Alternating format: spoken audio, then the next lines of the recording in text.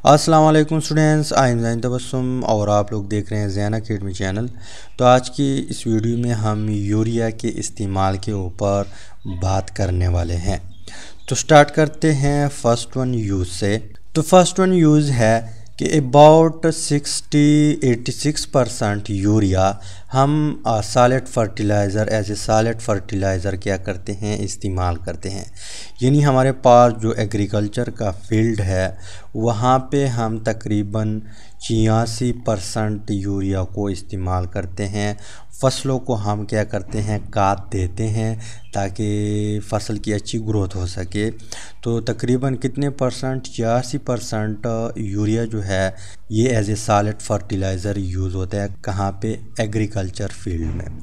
इसके अलावा second one जो यूज़ है उसकी तरफ आते हैं। सेकंड यूज़ है कि urea formaldehyde resins have large use as a plywood adhesive. यहाँ पे फॉर्मल्डिहाइड, यूरिया फॉर्मल्डिहाइड जो है इसका अगर मैं आप लोगों को स्ट्रक्चर दिखा दूँ, ये हमारे पास क्या है, ये है यूरिया। यहाँ पे डबल बॉन्ड ऑक्सीजन था और 2 अमीनो ग्रुप थे NH2, लेकिन अमीनो ग्रुप के साथ यहाँ पे एक H नहीं है, यहाँ पे हम CH2 लगाते हैं। इसके अलावा यहाँ पे एक CH2 लगाते हैं और इस तरह चेन को बढ़ाते जाए। तो ये हमारे पास क्या है, यूरिया फॉर्मल्डिहाइड रेजेंस। क्या है? Urea formaldehyde resins. तो ये किसके लिए हम यूज़ करते हैं? जो वुड है, क्या है, लकड़ी है। मान लो ये हमारे पास एक लकड़ी है, इसके ऊपर हम एक दूसरा लकड़ी जो है उसको चिपकाते हैं। क्या करते हैं? चिपकाते हैं। 2 लकड़ियों को हम चिपकाते हैं यहाँ पे। तो इसके बीच जो चीज़ यूज़ होता है, जो चिपकाने का काम करता है, उस चीज़ को हम क्या कहते हैं?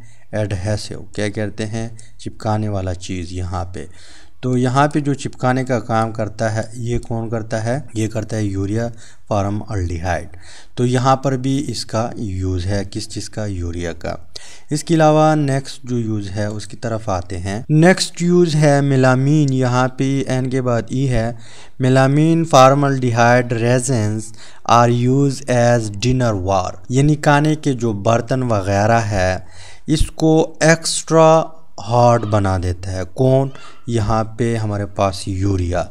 अब इसका स्ट्रक्चर काफ़ी कॉम्प्लिकेटेड है, यहाँ पे मैं इसको ड्रा नहीं करता, लेकिन यहाँ पे यूरिया है जो हम इस्तेमाल करते हैं किस चीज़ में, यानी डिनर वार से मुराद जिसमें हम खाना खाते हैं, वो बर्तनें वो इस चीज़ से बनाते हैं और इसको एक्स्ट्रा हार्ड बना देती है, यानी उस बर्तन की जो सरफेस है उसको मज़ीद सख्त कर देता है। ठीक, ये इसका थर्ड वन यूज़ है। नेक्स्ट वन यूज़ है कि urea is use as raw material. Raw material से मुराद, अगर आप लोगों को प्रीवियस वीडियो याद हो मैन्युफैक्चर ऑफ यूरिया, उसमें अमोनिया, क्या है, अमोनिया NH3 और कार्बन डाइऑक्साइड रॉ मटेरियल थे। मतलब वो यूरिया हमने इन 2 चीज़ों से बनाया था। इसी तरह जो यूरिया है ये चीज़, ये as a raw material use होता है। कहाँ पे, किस चीज़ के लिए? बहुत ज़्यादा चीज़ें इससे बनते हैं। Manufacture of many important chemicals compound, यानी इससे ढेर सारे केमिकल कंपाउंड बनते हैं। किस चीज़ से? यूरिया से। ये as a raw material use होता है। लाइक प्लास्टिक, यानी प्लास्टिक बनाने में जो यूरिया है वो as a raw material use होता है। इसके अलावा रेजेंस जो है, यानी चीज़ों को पकड़ने वाला, चिपकने वाला, या इस तरह आप लोग सर्च करें गूगल में तो आपको इस तरह गाढ़ा किस्म की चीज़ नज़र आ जाएगा, प्लांट के ऊपर लगा हुआ होगा। उस चीज़ को हम रेजेंस कहते हैं, या चिपकने वाली चीज़ को हम रेजेंस कहते हैं। इसके अलावा वेरियस एडहेसिव भी चिपकने वाली चीज़ को कहते हैं।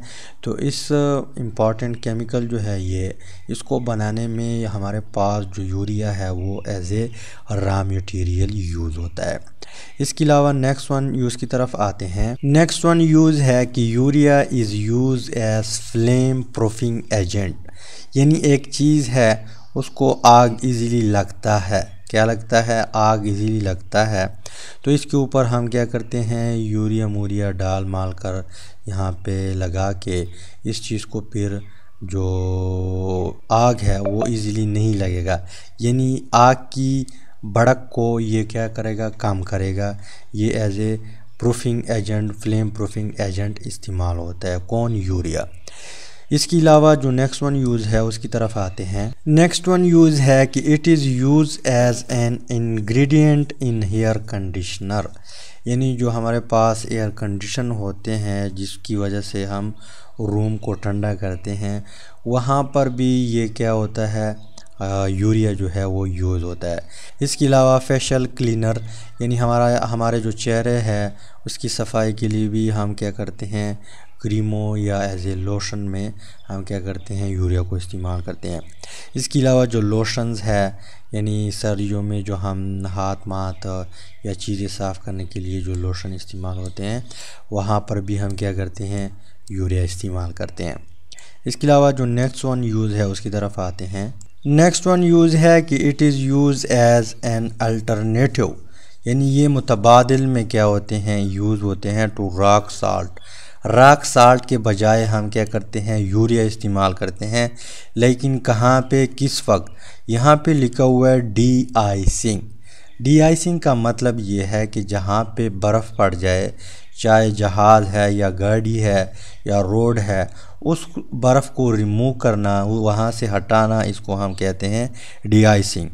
तो डी आइसिंग रोडवेज़ या रनवेज़, यानी हमारे पास एयरपोर्ट है, वहाँ पे बर्फ़ गिर चुका है, या रोड है वहाँ से हम बर्फ़ उठाते हैं और रिमूव करते हैं, हटाते हैं, तो वहाँ पे हम क्या करते हैं, रॉक साल्ट के बजाय हम यूरिया इस्तेमाल करते हैं। लेकिन क्यों, फ़ायदा क्या है, it does not promote metal corrosion, यानी मेटल को जो जंग लगता है ये ज़्यादा प्रोमोट नहीं करता, यानी इसको रोकता है। एक्सटेंड दैट साल्ट डज, यानी साल्ट के बजाय ये ज़्यादा क्या करता है, मेटल कोरोजन को प्रोमोट नहीं करता। इसी वजह से ये रनवे के ऊपर या रोडवे के ऊपर जो बर्फ़ है उसको उठाने के लिए इस्तेमाल किया जाता है। इसके अलावा जो नेक्स्ट वन यूज़ है उसकी तरफ आते हैं। नेक्स्ट वन यूज़ है कि a flavour enhancing additive for cigarette, यानी डिफरेंट किस्म के जायकों के आजकल सिगरेट मिलते हैं, उसमें जो जायके वगैरह यूज़ होते हैं वहाँ पर भी यूरिया का इस्तेमाल होता है।